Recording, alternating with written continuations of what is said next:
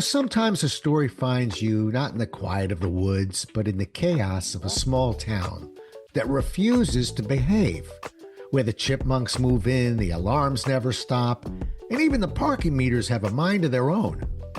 Now, I've got an author I'd like you to meet whose book transports you to Lakeview, a charming small town in Maine. Stories filled with engaging residents and peculiar events, focusing on a woman with a painful past who strives to grow her gift shop despite obstacles from the new chief of police, who just happens to be her high school sweetheart. Will Trish ever discover her happily ever after? Well, stick around, because you'll not only learn more about this book, you'll learn about the writing voyage this author took to create it. Welcome to A Book Finds You podcast. This week's guest is Susan W. Green. Join us as she shares the inspiration behind her book, along with her writing process, routines, and challenges. And now, here's your host, best-selling author, Rob Jolles.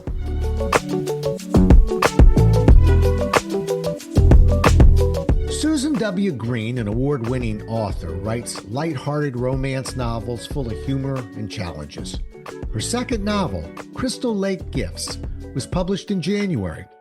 Susan is a retired bank executive, and when she isn't writing, she supports women's organizations, nonprofits, and entrepreneurs. She lives in Maryland with her husband. Happy to have you with us, and welcome to the show, Susan. Thanks, Rob. I'm happy to be here. Well, pleasure to have you as well. So we're going to dive right in and start with my favorite question. I love it so much, we named the show this. Tell me how this book found you. I think it's a really good question, an interesting one. So to figure that out, we have to step back just a little bit to this thing called the pandemic. I was retired, we had plans to travel, and all of a sudden we found ourselves locked at home. And what was I going to do? And some of the organizations that I was supporting, they also had to lock their doors temporarily. And I was trying to find something to do. And I thought, I always wanted to write a book. So I'll just sit down and write a book. Well, it's not that easy. So I figured, as an operations executive, there has to be an operational process. So I found that process in a 6-week online course at the local community college, and it taught me about the process of writing. And as I was going through that, all of a sudden these characters and these storylines started coming into my mind, and I couldn't really get rid of them. They were haunting me a little. I've heard authors say that before, and I never knew if I fully believed it. Well, I am now a true believer. So the first book I started about this little town in Maine, and that book I wrote really quickly, but I couldn't even get that book done when Crystal Lake Gifts just popped into my mind. And that's really the book I wanted to focus on, because that story did really, it found me. I hadn't talked about expanding beyond my first book, which was about Lakeview, a fictitious town in Maine that I created. But all of a sudden, this Main Street popped into my head. The gift shop was on Main Street, the Perk, which is the coffee shop, some other stores, this town square, which is really a circle, not a square, all came into my mind. And so I just sat down and started putting together an outline before I ever published my first book. I had book 2 already outlined, and those characters were there talking to me about their story that they wanted to be told. And that's really the genesis behind how Crystal Lake Gifts came to be. And I wrote that book. I loved writing it. It flowed very easily. And it did speak to me. So I do feel like when I saw your question, how a book finds me, it almost answered itself, as in Crystal Lake Gifts did find the author that needed to write it. Right. Well, I'll tell you that, funny story. I have another podcast, and a podcast found me. I was right before the pandemic, and I was thinking about it. And then all of a sudden in we went, and I went, well, I've got something to kind of work on here. But I kept asking my authors this question, and they just would light up when they heard it. It's not like anyone went, I don't know what you mean, or what are you talking about? There are a lot of people that want to write a book, and it's a wonderful journey. but the topic typically finds us. We don't go finding it. And you're right. It almost keeps us up at night. It just keeps pestering us, but in a nice way. So I'm glad you cued into that. But yeah, I just thought we need a show called this because I've never met an author who was confused by the question. I want to go to that class that you went to real fast. Learn a lot of different things. And, as a trainer and as a person who mentors some authors sometimes just casually, uh, I always pay attention to style. There's our style and then there's process. And we try and keep them apart because we should leave your personal style alone. So let's leave style alone.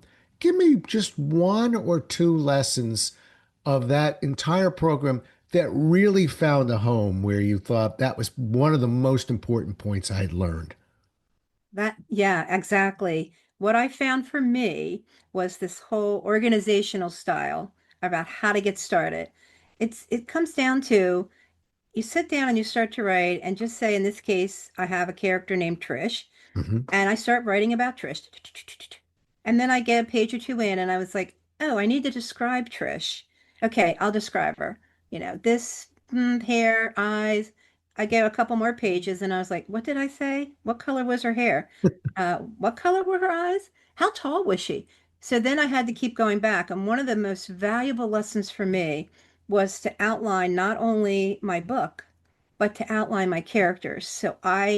In that class I took, there were multiple options for how to do this, but for me, it was just sit down and get a picture of someone in my head, maybe a famous actress, a little to take off of that, some family member, somebody that I think looks like and kind of resonates for me what Trish looks like. And I put that together and I typed it up and I include everything about her that I can think of at the time.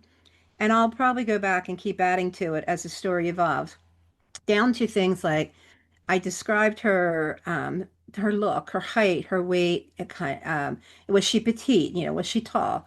And then I needed to have a few more bits of information that I thought were fun. And she's this business owner and successful, but her little secret is she rides a little red Triumph motorcycle. And that's not what people expect. So I added that a little bit, a chapter or two in. And then when I was going through and proofing the first round of my book, I realized I didn't put anything in about that motorcycle. So I put it right up front. And I have gotten so many emails and comments from people about that's not what we expected. This little red Triumph, really? It didn't fit, but we love it. So that's kind of how I create my characters. And then I had to create her love interest. Well, who was he going to be? There were so many options. I wanted to bring somebody back in from out of town. And so I did. And so the chief of police just happened to come to my mind in one of those thought processes I was having. So I document that. What does he look like? I went and did research and looked up what kind of uniforms does the Maine State Police wear?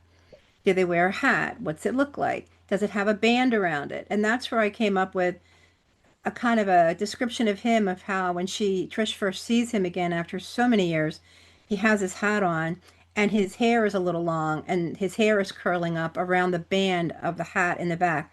And it's that kind of detail that sometimes I think eludes us and my readers seem to enjoy. So that was also in the course, was just take simple everyday things and describe them in a lot of detail, especially as it comes to your characters. So you can tell that I'm more of a planner, a Right. plotter versus a pantser, if you want to Right. use the term. But then I outline every chapter with a paragraph or two so that when I get to the end, I know how the book is going to flow. And then I just have to put the meat on the bones. But as for the little humor and maybe the little kind of mystery I put in there, I have to weave those in and out of the story. So having a detailed outline allows me to plug those in certain paragraphs so that I don't forget them. And that's basically the process I follow. And I did get a lot of that background in the course that I took. Well, that was a heck of a course, I got to tell you, because I don't know if you were watching, but I'm taking notes. I'm a business writer. So I always like listening to my fictional authors, and I'm definitely a planner. I outline things. But when you write business books, you're typically writing about things you've studied and that as a professional speaker, I'm already speaking on. So I don't have to invent a whole lot when I'm writing. Let's put it this way. I hope I'm not inventing a whole lot when I'm writing. So I'm always fascinated talking to fictional authors who write in fiction. And 99% of our audience appears to be fiction authors and poets. But what you said that really stuck out with me was I never thought of taking that level of planning and adding it to the characters. But I do hear a lot of authors that write themselves into corners and write themselves into issues. And I'm pretty sure now we sort of have the issue, which is not sure they planned out the character as detailed as they should. And now that curly hair just got them into trouble 6 chapters later. Really glad you threw that out there. It's very interesting, really. Because I, Rob Jealous, will someday write that fictional book. I'm part of the audience on that. When you write, do you begin with the end in mind? Do you have, as you're planning this thing out, you know how it's going to end? In the second book, Yeah. I did, and I just turned in my manuscript for my third book, and I knew from the beginning how that was going to end. My first book, I didn't really know for sure how it was going to end. I had a impression. I mean, I knew it was going to be happily ever after, but exactly how all of the bits and pieces were going to come together, that was a more difficult path for me, Yeah. which with where I learned even more about putting together that outline, I have to get the outline all the way to the end, and I have to have some major revelation. So all of my books will include an epilogue, which for me, again, as an operations executive, allows me to tie everything up in a neat little package. I cross all my T's and dot all my I's, and I put everything together with an everybody has their happy ending.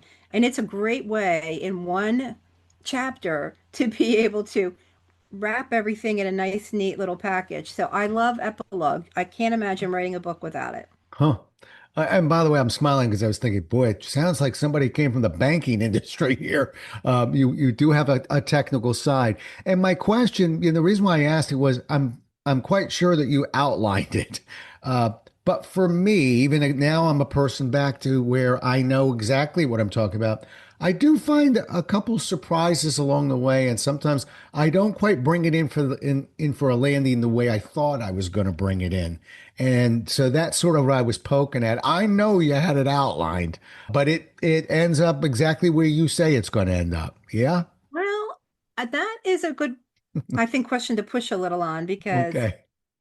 in the middle somewhere, the characters just don't want to behave the way I want them to. I want them to go left and they kind of push me to go right. Again, back to if you'd asked me before I started writing, did I believe that? Maybe not. I thought it was a little fudge factor for excitement from writers, but it's true. Mm. In my first book, it was going to include a romance, a sub romance for two other people. And when I started writing it, it just didn't work. It didn't fit. So I had to go back a couple chapters, delete, delete, delete, the best button ever for a writer. And I had to figure out how to get back on track. So yes, I have it all outlined, but not if the characters don't like what I'm writing, they have some influence. In this book, Trish and Derek, there are other characters and other couples that get together and maybe things are a little different for them.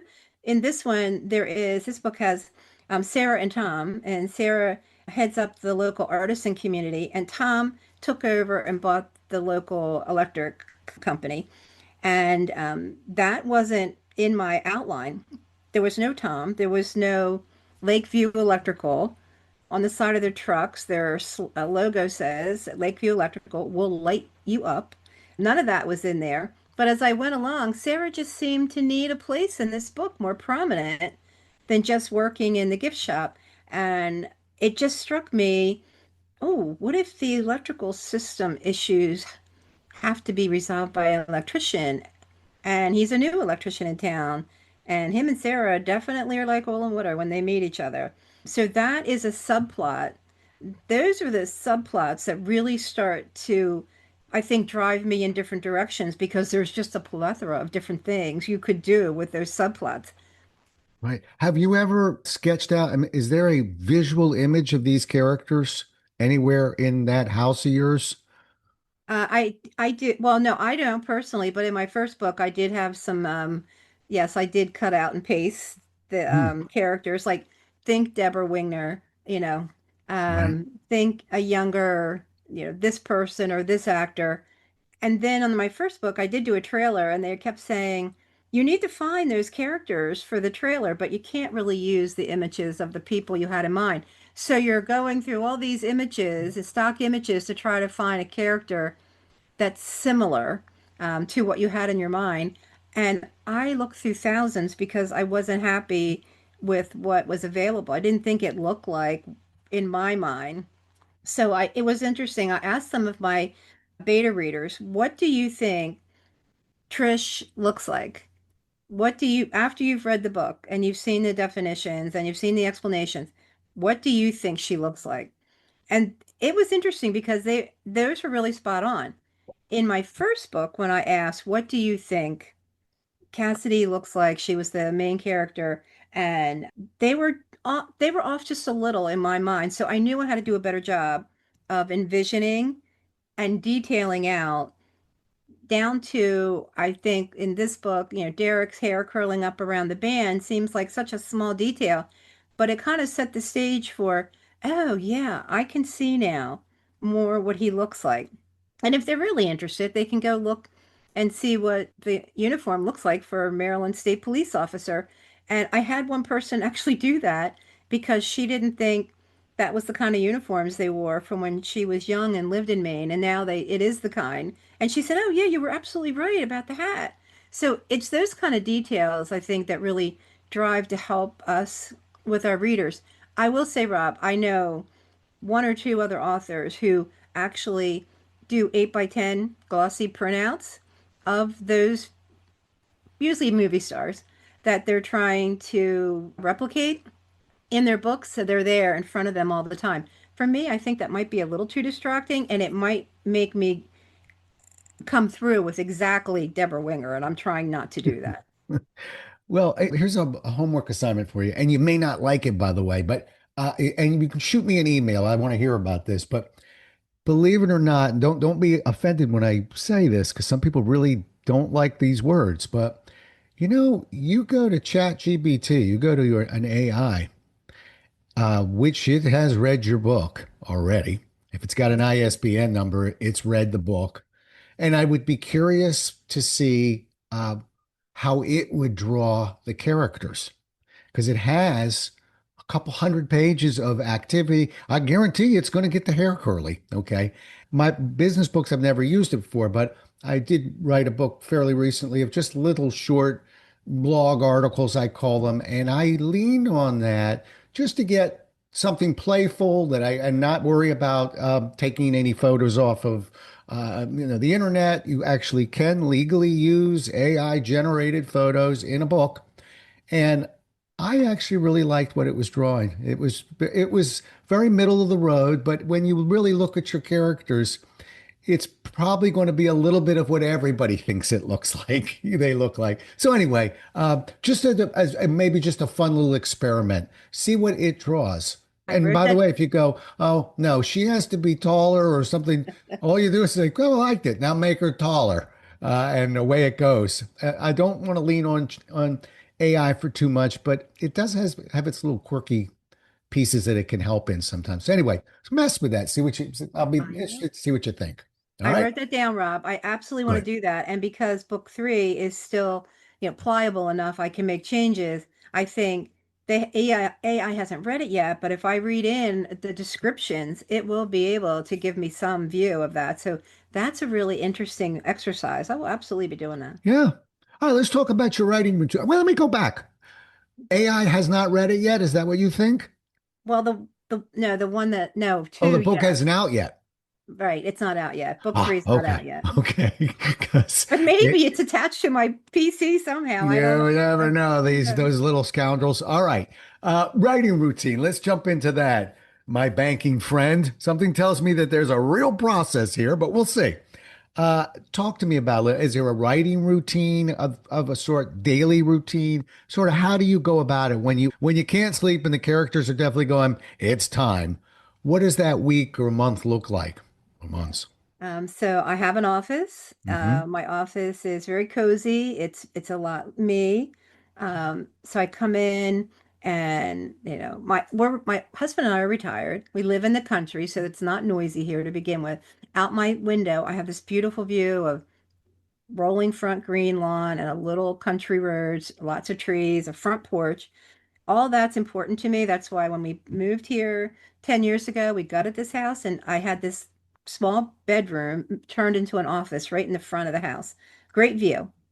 So I get my coffee, gotta have your coffee, open my laptop and just head into wherever I left off. I will usually go back and read the last couple paragraphs.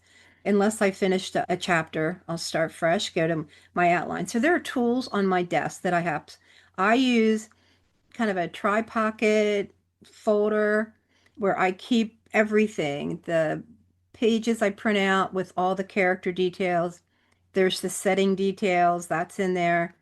Any other material that I have used to do research for that particular book. A lot of information about Maine, which I live in Maryland, so people always like, how do you know so much about Maine? Did a lot of research, spent a lot of vacations there. My daughter-in-law is from Maine. Her and my son lived in Maine, and we visited them for 5 or 6 years. So I've been to most of the places I talk about, but I researched, how tall are the Cadillac Mountains? How far is Portland from this fictitious little town? When I went to this little town that I kind of use for Lakeview, I took a lot of pictures, looked to see how far the distance was from there to other scenic places that I talk about. So all of that research is in my trifold little binder. That's on my desk, along with, you can probably see in the background, I have my Chicago Manual of Style, the orange binder, and I don't know if you can see it. I'm Maybe just I'm going to not better. confirm for our listeners there are binders. She speaks the truth. I'm looking at it. Okay. Yeah, I also have the online version, but a lot of times when you're busy, it's just easier to go pull the book out. So I'm learning where everything is. And I put my phone in the drawer. I Smart. have special ringtones for important family members, so I will answer those, but otherwise, you're not getting answered. I like to work in the morning, so I usually come in my office in the morning and I'll work for 3 or 4 hours. That's about my limit. And then I clean everything up, and I'm just an old bank executive. Everything gets put away every night. I'm sorry. I hope my old boss listens to this. She was the CEO of the bank. And I have a fresh, clean desk, nothing left on it, no dirty coffee cups, any scraps where I made notes on all go inside the binder. And then I try to put it away for the day. Not doesn't always work. Sometimes Right. something calls me and I have to come back. But and if I have appointments in the morning, then I come home and I write in the afternoon. I'm not one of those authors that has to have 1,000 words or I don't get up. I am retired. I do have a lot of other activities that I'm involved in. And when you're my age, you have a lot of doctor's appointments, let's face it. So I try to be organized and get a goal for the week. And that way, if I'm really far behind by the end of the week, well, there's always Saturday or Sunday afternoon where I can crank out a couple hundred words. And Well, that's, let me jump into that getting behind. You're not a slave to word count or page count. So how do you know you're behind? well, that's kind of, yeah, good question, isn't it? I think it's a feeling more Okay. than anything else. Right. Um, on Mondays, I try to set a goal around loosely, a goal around I want to get chapter 10 done by the end of the week. My first book, I just typed my heart out and then I went and I didn't clean up anything along the way.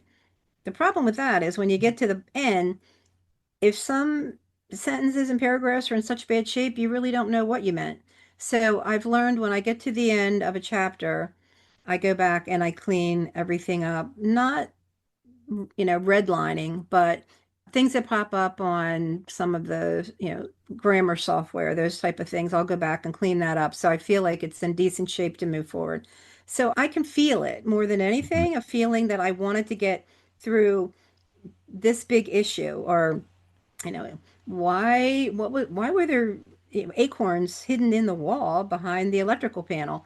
I wanted to get through a certain part of the story, and it's not always by the end of a chapter, but usually I try not to stop for the week unless I finish a chapter. Do you mind if I just stay there for just 1 second? Let's answer that question. Why were there acorns? There you are with acorns behind the electrical panel. As a writer, what was the answer? Well, you'll have to read the book to find Oh, out. all right. What is it? It's a major clue, these acorns? Oh, I'm Yes. nodding yes. Then I do have to write. Okay, I got you. Good. Okay. Yeah. That works for me.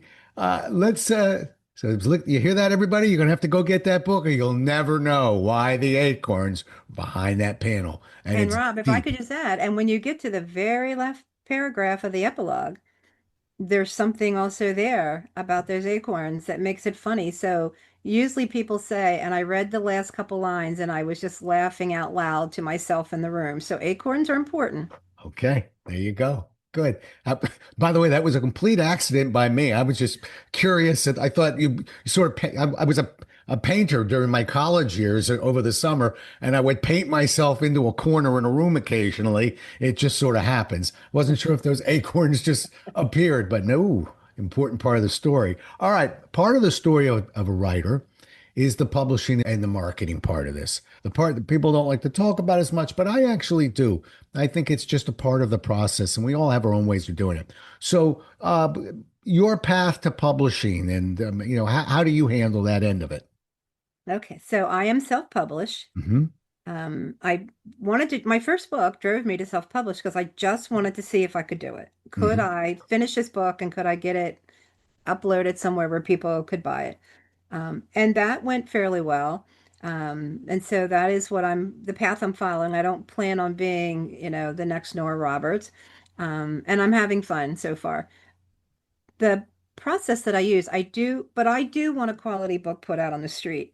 I know that self-publishing has taken a hit over the years, especially early on with sloppy manuscripts and books being put out, which is really, we're working really hard as self-publishers to overcome that. And besides, I'm known to be a perfectionist a little bit, so I can't imagine if I had a book out with a lot of issues. So I use an editor. Hmm. She reads everything, she does the red line, she looks at the story concept. um, there's occasionally a debate about something in the story that I think is critical, acorns, that she might not appreciate. Okay. But the acorns stay. Um, and so we go through a couple rounds, but I do have some beta readers who help me read. I have a sister who, you want to talk about attention to detail, it makes me look sloppy. But she's also very good at grammar, and she's good at finding things like people. I have the wrong name of the character. Or in one place I said Trisha's hair was brown. In one place I said it was light brown. Well, which is it, Susan? So we get through all that. And then I do use a company that helps me do the formatting and upload. Smart. And I come up with images that I like for the cover, and then her cover designers actually put it into the right format. I know a lot of self-publishers honestly just can't afford all that. And I understand that because the return on investment on my books is not always exactly where my accountant would like it to be. But it's okay because that's the way I want to do my writing right now. So that is my process. Then it comes to the marketing side. Well, when you're back to bank executive for a digital online bank, everything's about marketing. So you're pulled into it. So for 10 years, I was pulled into working directly with the marketing team about images, the words we use, the feeling we want to get across as a bank. So I've just translated all that to books. um, how the cover looks. How does the cover make me feel? I learned a lot between my first book and my second book. And so you'll see some changes in the way the book looks, but hopefully not in the way it makes a sweet romance writer feel when they see that cover.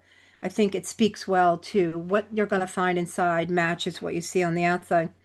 And then the course I took gave us a lot of information about marketing, and setting up, you know, pre-interviews, interviews with the local newspapers. I have some, I got a little small local newspaper, which is good. So you get a big spread. And Right. then I became really famous at the little local diner after that came out. So always carry books in my car.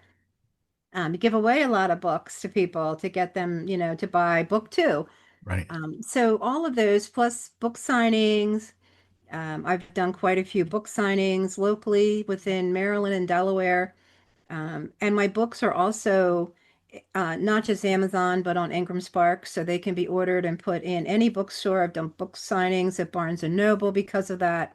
Is So there's Ingram Sparks your publisher? You're basically the group that you use to publish the book?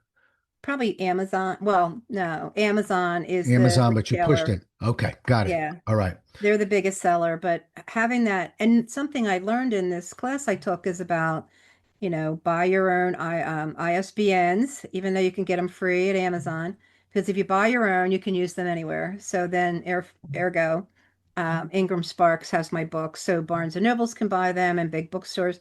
But I love supporting small local businesses, so I just went on a little tour with my books in my little bag with my brand logo on them and stopped in, gave them a few free pens and some books and asked them to carry my books. So my books are also in about 6 or 7 different bookstores. Right. And then one other thing I had the benefit of doing, I was a expat living in the UK for several years. And so I sent free books to some of my friends in Europe. And my first book ended up being sold in 9 different countries. And part of that's because the people that came to the UK when I was there to work on this big project were from all over the place. So that's a little distinction I have for most self-published authors don't sell their books outside of the US. Well, gave us a lot of information there. I'm just going to double back on a few things. First of all, just so you know, I interviewed somebody recently on a different podcast, and who's very much into self-publishing books. And yeah, there you've got to watch out for the quality, but the self-publishing world has actually dramatically improved over the years. You just have to find the resources like you did. So, and I can tell you, as a guy who has 6 conventionally published books, my seventh is a self-published book. I wanted to use it as a lead magnet. Basically, I couldn't give it away for free without paying for it if the publisher owned it. So I went, okay, I'm going to own this one. And I will tell you, as a guy, like I said, has gone 6 one way and 1 this way. I loved the self-publishing route. To your point, I actually found somebody. Its budget wasn't as high for me. Found somebody for. I don't think I should give out the dollar figures, but let's say under $250. How's that? Who formats the book and knows how to load it onto Ingram Spark and builds the cover for you and walks you through it so we can do what we do, which is let's build ourselves a great manuscript. But I don't know the formatting and some of the things that the site is asking. I'll tell you, having finished it, I loved the process. There's something really nice about I've never owned my own ISBN number. So all those things kind of play in. And there you are, you're able to take them and give them to people and things like that. When you conventionally publish, they've got a department that handles that, and you're getting in their way, and there can be some friction. So I do love the freedom that I'm finding. But the bottom line is look around because you've got to find the right person to do that formatting and the right person to do the cover, which you did. Good for you. All right, I could talk to you all day. We got to bring this in for a landing. How about a personal reflection of some sort? Tell me now that you've got this experience under your belt and you're clearly bitten by the book writing bug. We've got people that are listening right now that have had the dream. So many people. I know now that you're out there talking about your book, you can't sit there and sign books without a few people going, it's always been my dream. What would you tell them? Somebody that's got the dream, but it's just sort of sitting at that starting line. That's a really good question. I've been asked that before. Hmm. You are right. When I'm doing book signings, there's always that people. that come up and start asking about the process, and there's a little bit of a lurker going on. I can tell. They come up, they look, they pick up, some tchotchke off my table, and then they kind of walk away. They wait till no one's around and they come back. And I'm probably about 70% accurate when I know they want to talk. And as long as, I have the time, I love to talk with them about the process. And I always will go back to saying, if you can find an inexpensive online course, there's so many out there. You don't have to pay thousands. You can, like your local community college might have a writing course. I got the senior citizen discount. I think I paid like $50 for the thing. Well worth it to get the process options down. The lady who taught the course didn't say you have to do all this detail oriented stuff, but she had options. This one just happened to work for me. Right. Get a process down. You don't have to be a published author to join Maryland Writers. There you go. I belong to probably 5 different writing groups. Most of them are what, 30, 35, $40 a year to join. And you get to take advantage, if you go to those meetings, of all of the knowledge of people who've published hundreds of books. There is a girl that belongs to Maryland Romance Writers. She's written 106 books. I mean, you want to talk about somebody, and she has publishing deals. You want to talk about somebody who knows exactly how the process works. Go talk to someone who's published 10 or 20 books. But I think sometimes self-published authors are a good place to start. And then I just, learn everything you can. Part of the challenge is going to be sitting down and getting started. Just start typing. My first book, if I had been as detail oriented, my first book, it might not have happened. So just sit down and start typing. Think about something in your head. What do you want to write about? Do you have a story that's calling your name? Just sit down and start typing about it. Just a little for me, I suggested just do an outline. See where it goes before you have to put 70,000 or 80,000 words around the bare bone.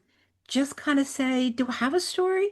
What's the beginning? How's it get started? Or you kind of mentioned this earlier a little bit, alluded to, maybe you have an ending and you have to backtrack to, well, how did that happen? Yeah. How do we How did get those there? two people find each other in the middle of a snowstorm? Those are usually the advice I give. And I'm very open to setting up a quick call with people. I know there are people who do that and charge for it. I don't. I also have some business cards, or I can text them Well, information about some of the people that I know can help them along the way. So I think those of us who have been through the process 3 times now need to help those who started, because when I started, I didn't have any of those contacts. I didn't know where to go. I only just happened to find that writing class. I got a pamphlet from the local community college, and it was all the stars aligned for me. And I think we should help others who are trying to just get started to get all their stars aligned. yeah, I totally agree with you, by the way. And it's not, I don't know about you, but I think we're the same here. Not only can you ask me about it, but it's a joy for me to discuss it with you because you and I both know that the dream that we had was exceeded by the reality of what we're experiencing. So, as good as people think it might be, it's better. And so, when you've experienced it, first of all, you feel very blessed and fortunate. And then you kind of want to see that the spark in somebody else's eye that you've helped to light. So, you'll find that most authors are more than willing to sit down and talk. We've got one here that will. How do people get a hold of you if they want to talk to you about this book idea they may have? All right. Well, I have a website, and it's www.booksbysusanwgreen.com. I know that's long, but there's another author named Susan Green, so I have to use my W. So again, that's books by Susan W. Green, all run together.com. And there you can find out about my books. You can order them. There's a contact me on there. But for listeners to your podcast, I will give you my email address also. It's susan.w.green, and green just like the color, susan.w.green@gmail.com. Just say that you heard about me from Rob's podcast, and I'll be happy to correspond with you. I get a lot of spam too, obviously, but if you put in there that you heard about me on Rob's podcast, I'll Yeah. be happy to answer you. Fantastic. That sounds great. Well, I want to congratulate you on something else. I'm looking. You are officially the longest podcast we've ever had. And that's because you, no one ever, occasionally I'm asked the question, how now I'm going to out myself, but how long is the podcast? And under my breath, I'm always sort of muttering, as long as it's interesting. That's how long the podcast is. Yours is very interesting, and I just couldn't stop talking to you. So wonderful. I know your books must be terrific. I'm going to be checking them out myself. I also love the fact that so many things you brought up. The tchotchke, which we just sort of blew right through. But folks, that's more important than you give it credit for because it's a door opener. It really helps people. And we're not talking about very expensive items. A pen, bag to put the book in, but might be a lunch bag somewhere. Just little things like that really help on the marketing side, and they're not big, expensive items to purchase. So I'm smiling. Doesn't surprise me. You seem to be hitting on all corners over there. Good for you. I just want to thank you for being on the show. You did a great job. Thank you, Rob. I really appreciate the opportunity. And again, if I can help, just one other person become a writer, that would make me smile. And thanks again. Your podcast is great. I've been listening to some of your back, podcast recordings, and you're giving a lot of great information. I would just wish more, everybody knew where you were and how to find you. Well, you go podcast by podcast. We're building slowly. We'll get there. Not to worry. Particularly when we get great information and great authors like you. So thank you so much for being on the show. Been a real joy. You're welcome. Well, folks, we'll do it again as well as we can next time. Until then, stay safe. Thank you so much for listening. If you enjoyed today's guest author, we'd love you to rate, review, and share this episode with others. If you'd like more information on today's guest or the Maryland Writers Association, please visit our website at marylandwriters.org. You can also hear a brief history of the Maryland Writers Association by listening to episode 0.